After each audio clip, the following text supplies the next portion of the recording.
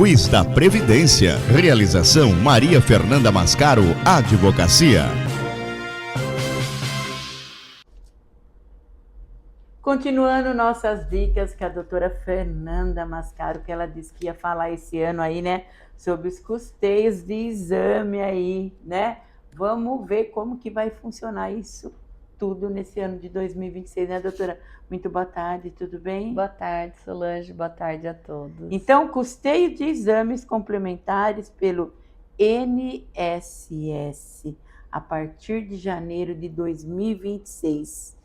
Essa nova portaria está determinada já isso?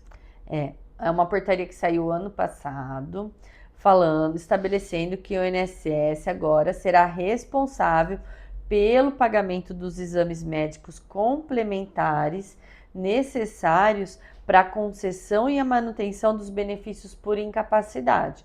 Então, se você for agendar uma perícia, ou seja, quando o perito analisar lá o seu caso e verificar que você não tem o exame que comprova as suas queixas, ele pode solicitar esses exames, como por exemplo uma ressonância ou um ultrassom, exames de laboratório, eletromiografia. Ele não poderá exigir que o segurado pague do bolso. E fala para mim, né? Por que isso é importante? Quem tem direito ao custeio desse exame?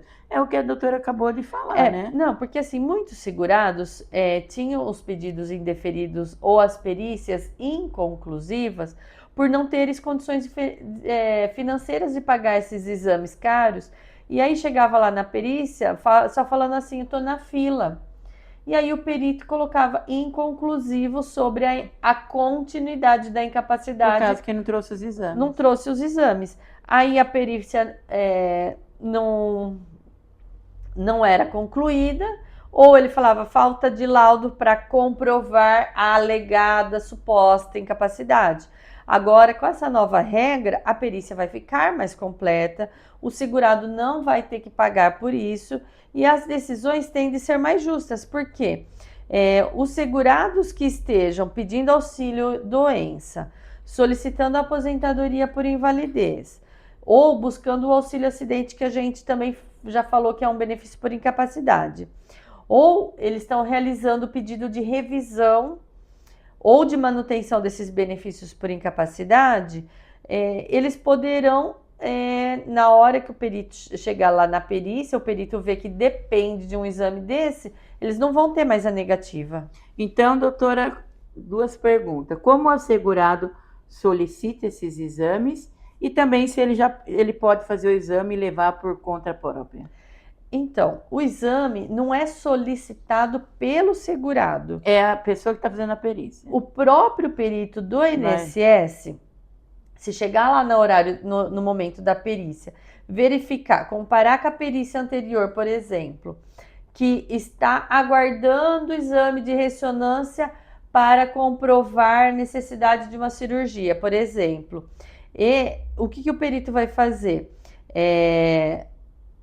Ele vai determinar que seja feito esse exame complementar e aí o INSS vai fornecer uma guia para autorizar e custear esse exame para o segurado. Mas ele pode levar também os exames. Ele pode fazer por particular. Muitos hoje em dia sabem que se não fizer no particular antes da data da perícia, acaba tendo benefício negado.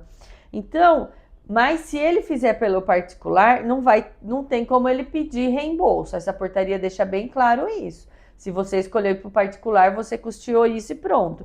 Então, o ideal é o quê?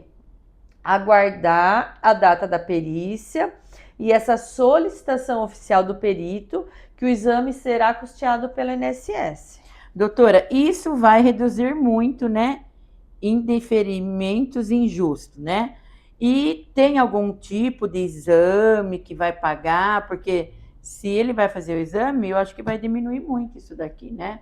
E tem tipo de exame ou aquilo que está faltando? Então, todos os exames considerados complementares e essenciais para confirmar ou destacar a incapacidade, poderão ser solicitados a custeio do INSS, como, por exemplo, a ressonância magnética, uma tomografia, a eletromiografia, que esses exames são os mais caros e que demora para o SUS para acontecer. Um raio-x, uma ultrassonografia, exames laboratoriais, tudo isso que são os exames que comprovam que a pessoa tem ou não. Exames cardiológicos também, que a gente sabe que demora muito pelo SUS, o famoso ecocardiograma, aquele teste ergométrico que também... Resumindo, aqueles que você não conseguir, o INSS vai custear. O perito vai fazer uma guia e vai te encaminhar no caráter de urgência para fazer esses exames, tá? O objetivo disso justamente é para diminuir esses indeferimentos, e aí a pessoa acabava se socorrendo do Poder Judiciário, porque ele ganhava tempo e conseguia fazer esses exames, né? Então, e diminuir esses indeferimentos por ausência de exames. Quer dizer, o benefício vai ser negado ou concedido após a comprovação do quadro que foi diagnosticado pelo exame. E essa medida também vale para a revisão de pente fino?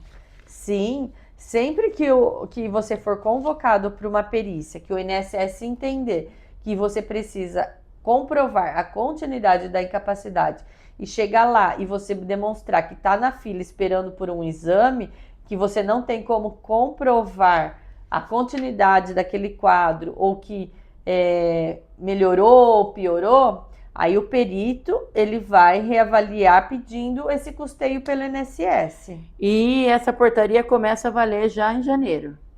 Tá valendo já. Tá valendo já em janeiro. E com isso o atendimento vai ser mais rápido? Então, entende-se... sim, né? O que se busca é isso, né? Você vê, a portaria tá muito bem feita, mas a gente sabe que a letra fria da lei demora um tempo para começar a funcionar. Vamos ver como que eles vão operacionar tudo isso com as redes que eles vão conseguir credenciar, fazer uma gestão interna, porque o SUS está lá com uma alta demanda mesmo. Tem como eles jogarem mais pedidos no SUS, fazer esses passar na frente dos outros e os outros que estão também precisando, né? O que se espera é que eles vão fazer mais convênios para tentar ter mais redes que façam esses exames quando necessário e não abarrotar mais o SUS com isso, porque o SUS não tem essa capacidade extra. E essa portaria tem impacto na justiça?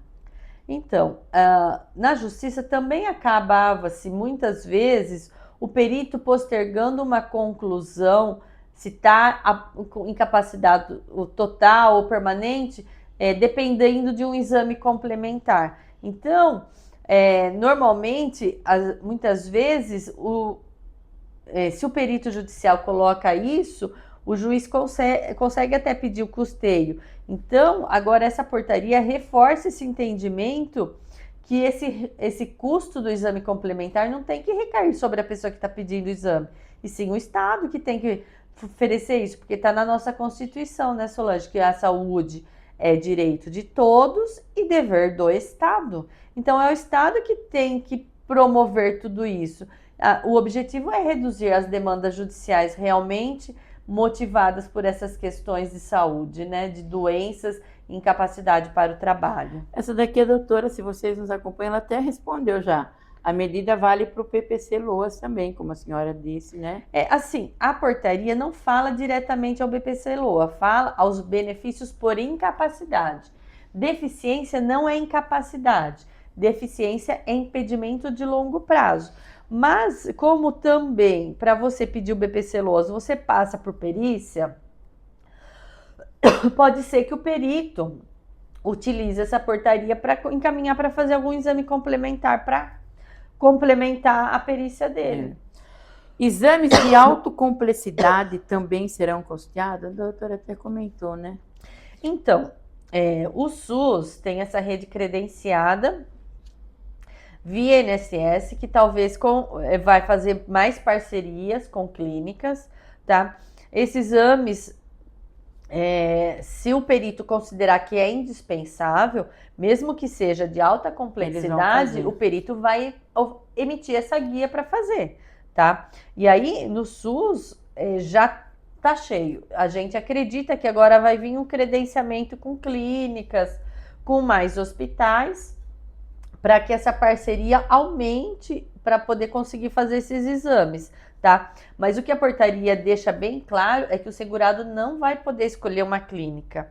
Ele vai ser encaminhado conforme a disponibilidade dessa parceria de credenciamento feito pelo INSS. E a Cidinha tem uma pergunta aí para nós, né? Que ela já ouviu aí esse boato que, né? Que os exames vai onde? Ela quer saber onde vai ser feito. Vamos ver.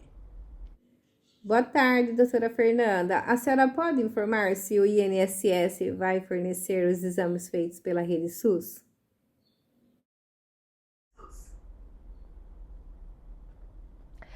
Assim, vai ser pela Rede SUS? Vai ser pela Rede SUS, mas pode ser que seja por meio de credenciamento de clínicas, porque, como nós todos sabemos, o SUS não está dando conta de todos esses exames. Se tivesse dando conta, não tinha essa preocupação agora de o INSS ter que encaminhar guias para a realização de exames complementares. Mas, assim, o que está bem expresso nesta portaria, que os exames serão todos gratuitos para os segurados. Vai ser como se estivesse fazendo pelo SUS. Por mais que seja encaminhado para fazer numa clínica particular, isso vai ser gratuito para o segurado. Ele não vai ter que pagar nada. Quem vai estar pagando isso é o INSS. E se o segurado deve fazer se o INSS negar esses exames? Porque assim, fica a critério do perito. Se o perito colocar... Se o perito colocar que não precisa, eu entendo que tem como você resolver isso. Primeiro, registrar uma reclamação na ouvidoria do INSS e solicitar... Advogado dá jeito para tudo, gente. Claro. A gente se satisfaz com um não facilmente? Não. É no não que a cabeça da gente funciona. É verdade. Tá? Por quê? A gente pode entrar com um pedido de reconsideração dessa decisão lá no INSS. Também dá para entrar com um pedido de mandado de segurança. O juiz daí, de repente, pode obrigar que o INSS emite essa guia para fazer o exame complementar. Ou uma ação de obrigação de fazer, para que você, através da fundamentação dessa portaria, exija o custeio do exame complementar para conseguir comprovar o seu quadro que está gerando aquilo que você alega como incapacidade para o trabalho. Então, nós esperamos que melhore, né? Vamos acreditar, né? A gente tem que acreditar, né, doutora? Assim, a portaria, ao que nos parece, ela é um avanço administrativo muito importante, tá? Ela retira aquela angústia do segurado de ter que juntar dinheiro para fazer um exame, porque vai ter que passar pela perícia e ter que custear isso no particular, e também dá uma tranquilidade que a perícia vai poder ter um pouquinho mais de qualidade, porque ele vai estar com documentação suficiente para conseguir comprovar o que ele está alegando que está gerando essa incapacidade. E com o exame, contra fatos não há argumentos. Então, talvez ele consiga ter uma facilidade maior de comprovar essa incapacidade e a gente acredita que vai reduzir a quantidade de indeferimentos dos benefícios por incapacidade por causa dessa questão de uma precisão maior da perícia com toda a documentação médica necessária. Então, vamos aguardar, né, como vai ser. Muito obrigada, doutora. Semana que vem tem mais doutora Fernanda Mascaro. Quiz da